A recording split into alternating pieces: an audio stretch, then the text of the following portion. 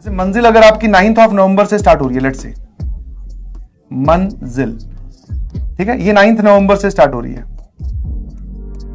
और आपका जो 12th का बैच है दैट इज लक्ष्य बैच, ये करीबन जाने वाला।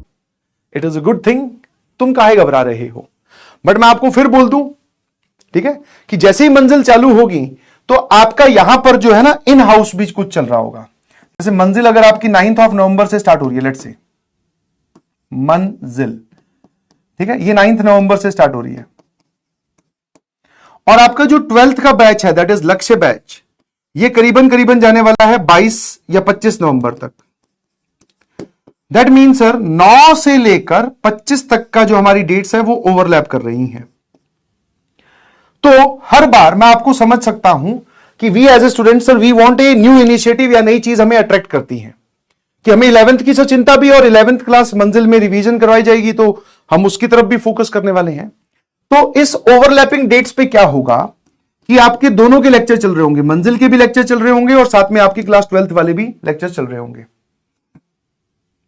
नाउ अब एक स्टूडेंट है, स्टूडेंट ए, जो कि अपने करंट सिलेबस को होल्ड करके और वो मंजिल पे शिफ्ट हो जाता है, शिफ्ट टू मंजिल, शिफ्टेड टू मंजिल। अच्छा, उसका जो सोचने का प्रोसेस है वो यही है कि सर मैं 11th क्लास को अच्छे से रिवाइज कर लूं और मेरी 11th अच्छी हो जाएगी तो मेरी रैंक बढ़िया आ जाएगी। मैंने कहा बहुत बढ़िया, ठीक है। और स्टूडेंट बी जो है उसको अपने बताए हुए टीचर की बात या टीचर की बताई हुई बात याद है कि जो 12th का पोर्शन है जो अभी चल रहा है तीनों सब्जेक्ट में, 12th portion that is heavy weight है। समझ में आया कैसा है? हैवी वेट है। मैं अगर स्पेसिफिकली मैथ्स की बात करूं तो we are left with vector 3D and probability.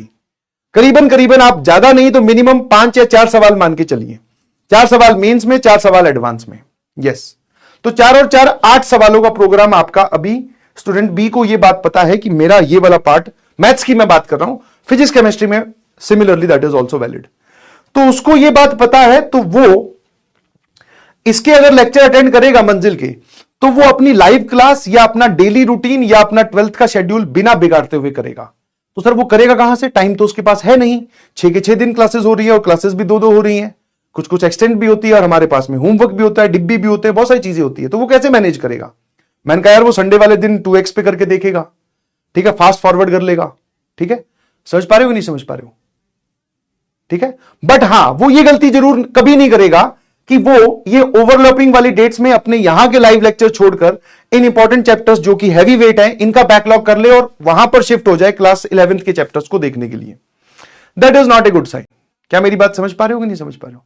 That is not a good sign. मैं आपको फिर बोल रहा हूं,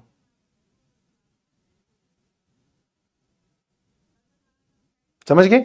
तो इस बात को प्लीज अपने दिमाग में बैठा के रखिएगा। मैं आपको फिर बोल रहा हूं, आपको अगर एनर्जी लगानी है, आपको इंटेंसिटी लगानी है, आपको जोर लगाना है, मेहनत करनी है, तो अभी क्लास 12th के टॉपिक्स पे कीजिए।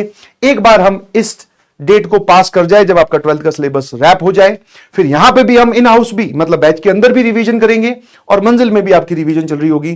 तब मैं आपको बताऊंगा कि अब आपको कैसे आगे बढ़ना है, ठीक है। तब तक के लिए भाई साहब इसको एक बार होल्ड कर लीजिए इसको, ठीक है भाई? है ना, बिल्कुल सही।